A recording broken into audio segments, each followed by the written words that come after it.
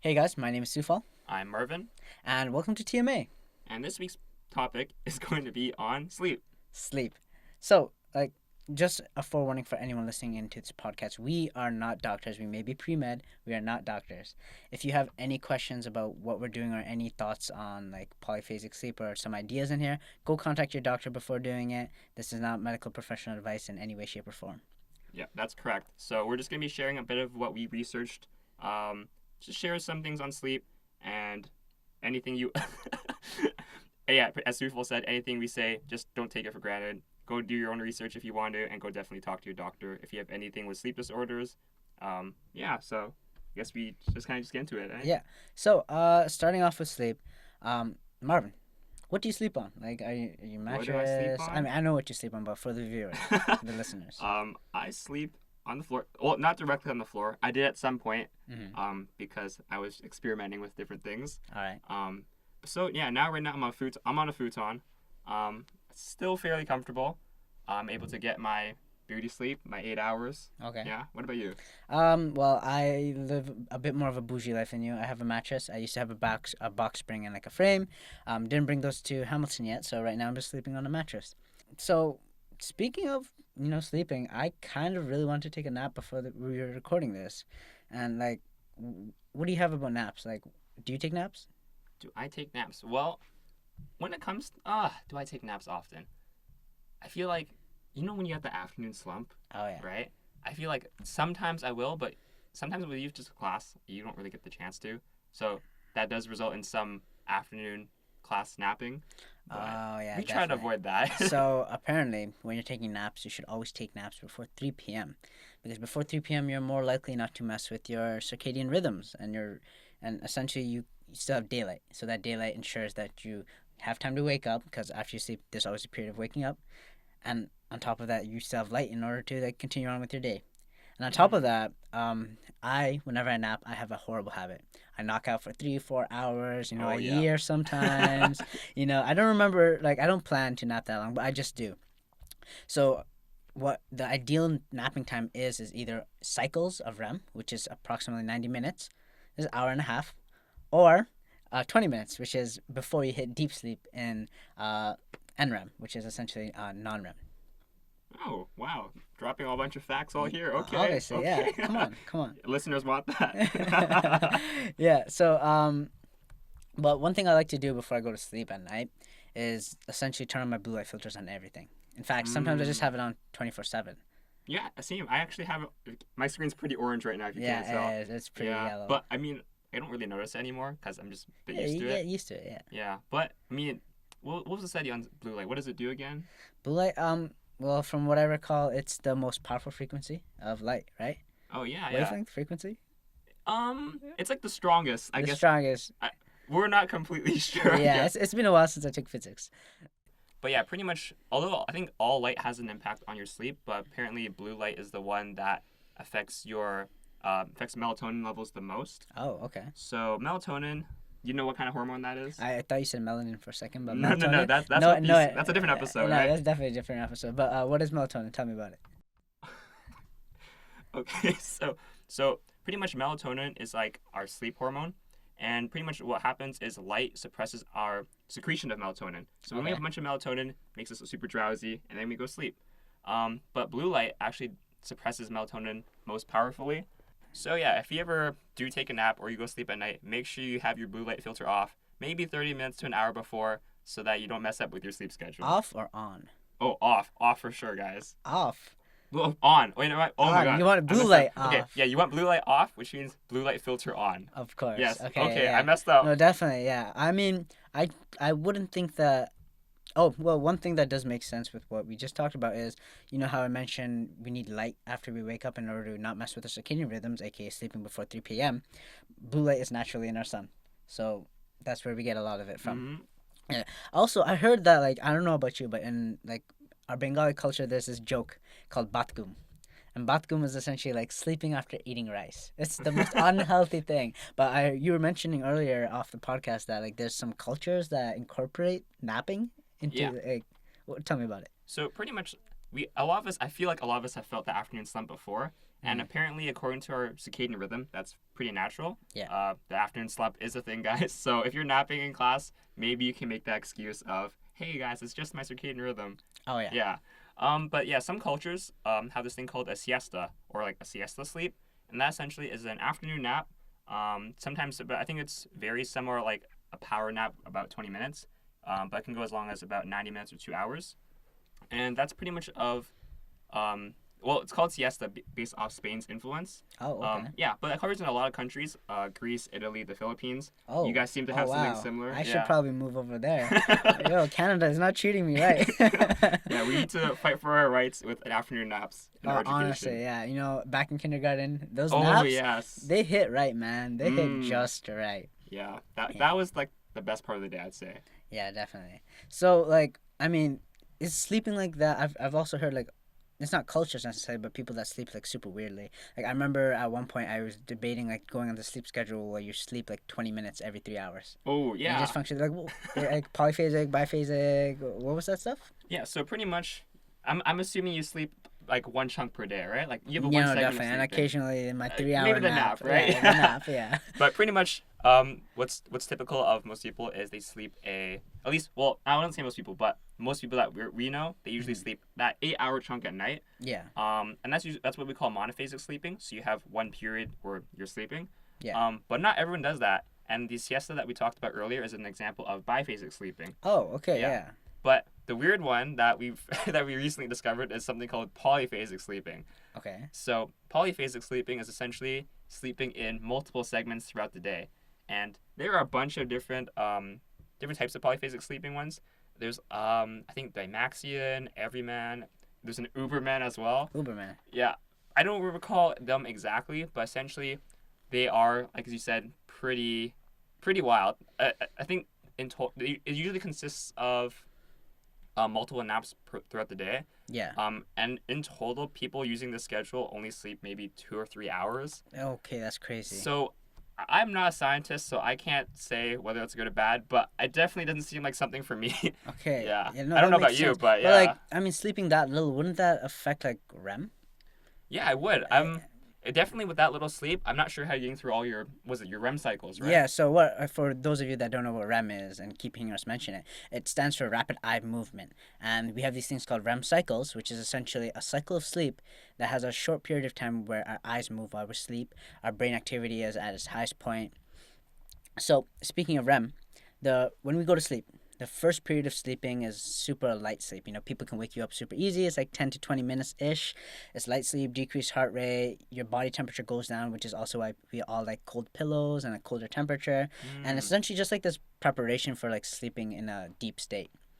Eventually, this period right now isn't REM yet. For all of you listening, we like to call it non-REM or NREM. So non-REM also has deep sleep though. REM doesn't just mean deep sleep.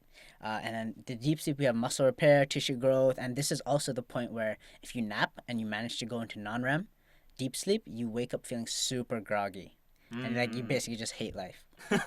Yeah. So after about 90 minutes of this, we enter our first period of REM sleep. Remember, it's a cycle, so it happens multiple times depending on how long you sleep. So after about 90 minutes, we hit about 10 minutes, which is REM sleep. Our eyes are moving very fast underneath our eyelids. You wouldn't notice, obviously, you're asleep. And we have dreams here. And these 10-minute dreams can appear to be super like vivid, super imaginative. Whatever you're thinking about comes up in your dream. And some people will, like, our brain is essentially fully active at this point. Right? So how does this exactly work? REM, when we hit REM, our pons send signals to our cerebral cortex, which is like the outside of the brain. And it essentially turns off our spinal cord, turns off our limbs. So that way when we're imagining, like, for example, me jumping off a cliff, I'm not literally going to jump off my bed or something like that. My body is stiff, it's stuck, nothing is really happening. And like even when we lucid dream, where we act however we want, we don't do any of those limb movements thanks to our spinal cord being shut off. Eventually, 10 minutes are over, your dreaming is over, you go back into that light sleep, deep sleep, and then another section of REM which slowly increases in time. So how long does it take for you to go through like all these cycles of sleep? So going through one cycle is average about 1 hour and 30 minutes. It's different for every single person, but 1 hour 30 minutes is like that key amount of time to go through one cycle of REM. So you're telling me if I had to set like a napping schedule, I should set it for every 90 minutes or something? See, yeah, but not all of us have time to just take out 1 hour 30 minutes and nap. That would be I amazing, know. right? So that's why we like earlier I recommended 20 minutes, 10 minutes is about the average time you want to nap because you don't hit that deep sleep and you wake up feeling refreshed and good. Oh, so that makes sense with the siesta thing I was talking about earlier. How some people did a 20-minute sort of power nap siesta, and Oh some yeah, people did like a 2 hour, an hour and a half sort of siesta throughout the afternoon. yeah. Speaking of all this sleeping and napping and REM, like how much do you actually sleep every night? Ooh, myself. Let's see. Man, I probably sleep a lot less than I should. I'm probably closer to about 7 hours, which isn't that bad. You can't say that after I'm about to give my Oh, answer. okay, guys. No, I sleep plenty. 7 hours is good for me. Okay, Yeah. well, I personally sleep.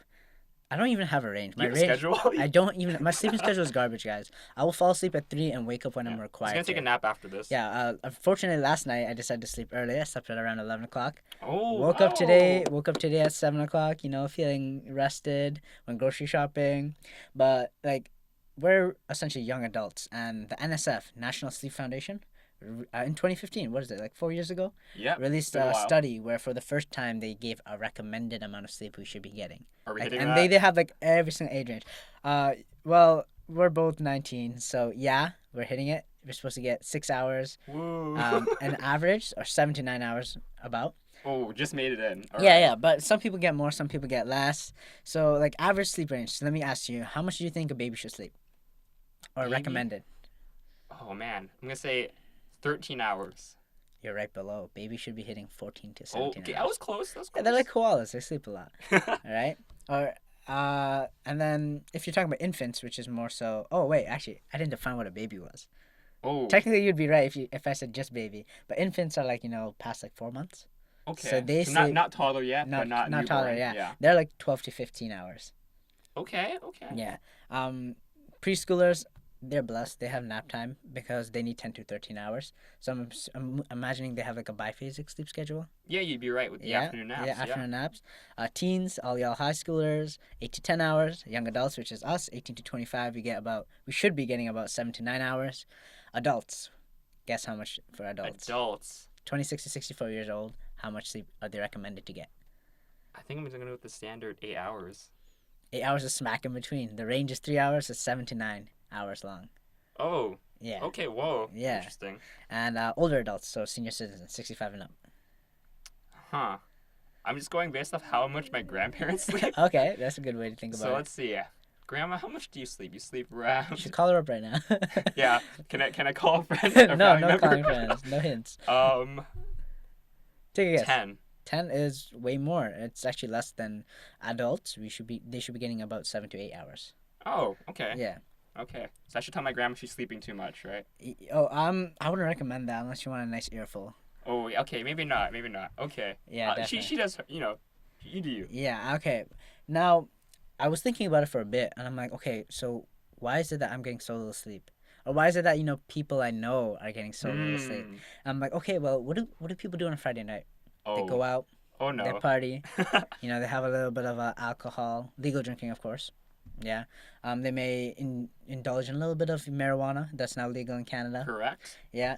And that affects sleep, believe it or not. So when you smoke marijuana or you inhale it, eat it through edibles or whatever it may be, what exactly it does is a lot of people feel sleepy after a little bit. But when you go to sleep, you don't hit REM. The CBD and THC does not essentially let you fall into a deep sleep because you have hormones being released that normally aren't released. You're under intoxication. And with alcohol, again, pretty similar thing. It blocks REM sleep. You have a lot of bathroom trips, which interrupts your sleep because your bladder is getting full, right?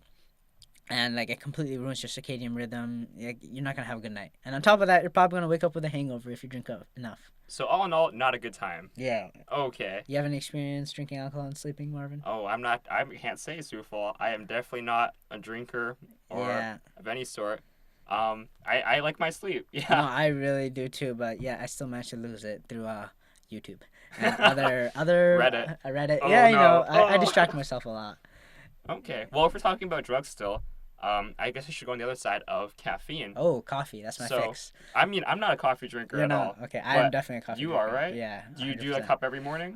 No. For me, caffeine is when like I'm powering through at 7 o'clock. I need to stay awake for a couple more hours. I'll drink a cup of coffee. occasionally after class, grab an espresso, something like that. Yeah. Okay. Well, it turns out, unsurprisingly, that caffeine does affect your sleep as I well. would expect so. Yeah. So, have you experienced a caffeine crash before, Sufal? I definitely have. Yeah. Okay. Well, essentially, what happens is, well, in our brains, our central nervous system, we have what these are. We have something called adenosine receptors, Okay. and What are adenosine those? receptors will be binding to adenosine. Okay, makes sense. So throughout the day, adenosine kind of builds up, and that eventually that causes us to feel sleepy. But the thing Okay. is, caffeine actually it can also bind to the adenosine receptors. And if adenosine can't bind, that means we're not going to feel sleepy anymore.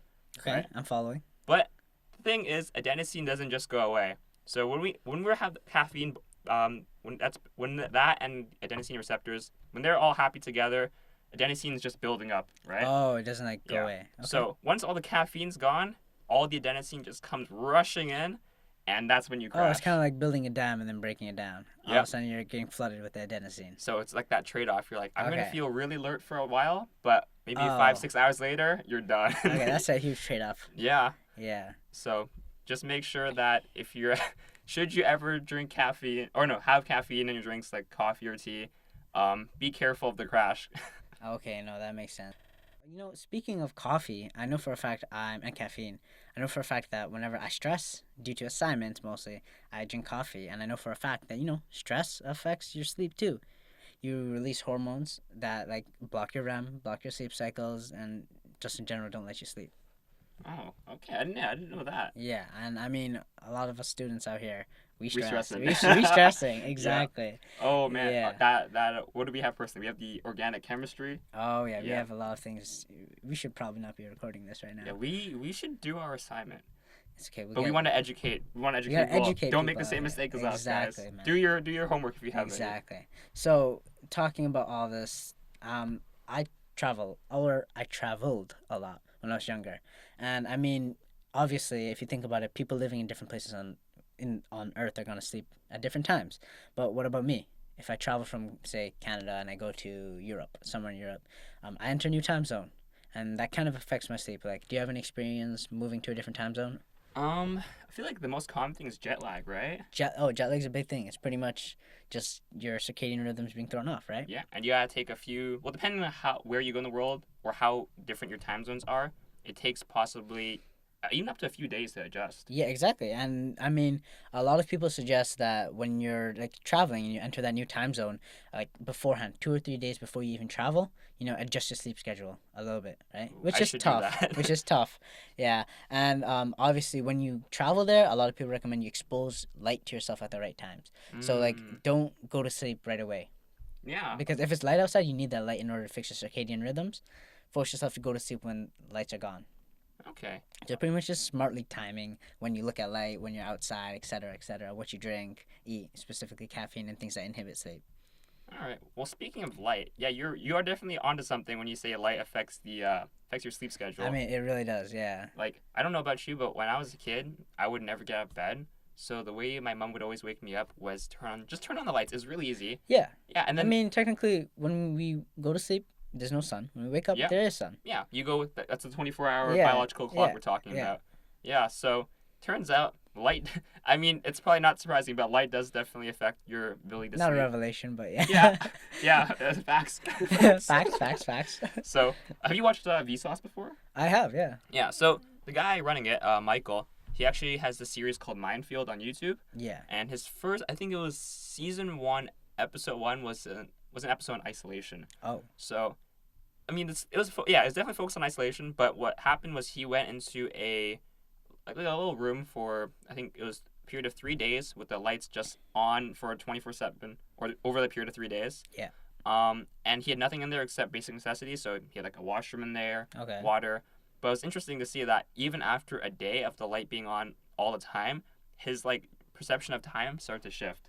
So he'd be like, okay, it's been a day, but really maybe only 16 hours had passed. Oh, sure. Right? Yeah, because what do you base your time off? Yeah, if he's you- not. He's no reference, Yeah. and having the light on all the time really messed up his sleep schedule. Yeah. So yeah, I don't know about you, but if I had a light on for 3 days, I would definitely be messed up. Yeah, I feel like no, without like you don't have a clock in there. You can't really do Right? anything. And I guess it is kind of because there's the kind of two parts. Like he was also isolated, so I don't maybe that had a factor as well. Mm. But for sure, having a light on all the time definitely a Yeah, lower I quality mean, of I sleep. can't go to sleep with my lights on. Imagine having that on 24/7. No clock. Yeah, I would be Yeah. struggling to. Yeah, so light definitely plays a factor. There's actually a few studies on other, I think it was like underground subway workers versus the ones who work on the surface level. Okay. And unsurprisingly, again, the ones who are underground typically have lower quality of sleep, or they have trouble sleeping. And it makes sense because if you're underground for whatever, maybe you're 8 hours a day working, you come out and it could be day, it could be night. It kind of messes with you being in the dark all the time, right? Yeah, apparently, there's this term called Zeitgebers. I don't know if I'm saying that Whoa, right. It's a that's German okay. term. I think it translates into English as the same word, but essentially it refers to environmental cues that like reset the sleep rhythm. Huh. Yeah. Like what kind So of cues? yeah. So I was like I was questioning. I read this term like what the hell's an environmental cue, and literally what they listed off was like light. Okay, so shorts like pretty much, I guess. If But you had there's other environmental cues like seeing animals fall asleep or like lack of okay. movement outside. Like I mean, there's artificial factors and like natural factors, I guess nowadays. Hmm. Yeah. I feel like because nowadays we're surrounded by artificial light so often Yeah. that We I feel really like we are. almost need that clock on us or a watch on us to Yeah. see. Because without it, we don't really have that. I guess the natural internal clock that most people or most I Yeah, guess like our organisms ancestors outside. probably had. Yeah. So we're kind of all messed up in a sense. No, we are. Yeah, I mean, we live in a place or a time where light is literally up to us. I flip a light switch on, boom, I got light. I can do my work. Yeah. And I'm not relying on a big floating orb of gas that's on fire. I could also just turn the light off and nap whenever I want. Don't tell me that, man. I'm sleepy already. Yeah. So, you got anything else for me on sleep? You got any sleep experiences? Any stories? Because I Any have one. stories? I Oh, have a I story think I to think tell. dreams is gonna be a different episode. Dreams would But be a great episode. Yeah. or like lucid dreaming. But yeah, I think that's it. Just make sure you get your sleep. It's pretty much it. Sleep is really important. Yeah, Guys. like like no cap that they're trying to sling in there. You need to get that sleep. Yeah. So go sleep if you need to. Yeah, Stop don't. listening Yeah, if you're we're keeping you up from your assignment or your project due tomorrow. You should definitely go sleep. yeah. Definitely go Um, sleep. Get your sleep. It'll get you more productive. It'll get you running better. You definitely won't regret it unless you're napping for 40 minutes and you wake up in deep sleep. Don't have caffeine like out of hours, even hours before going to bed. Don't do that. Yeah. Okay. Again, we're not doctors, so don't take everything we say to heart. Yeah. Yeah. Anyways, so that was pretty much the end of our podcast. If you liked anything you heard or you want to join us in our conversation, feel free to email us at Yeah. Tell me about official. tell me about official at gmail.com. We have socials up right now. If you know us personally, just shoot us a message on whatever we got, Instagram, Facebook. Yeah. Yeah, that's pretty much That's it. pretty much it. Thank you Alright. guys so much for listening, and we'll see you guys next week on our next episode. All right. Yeah. Bye. Bye.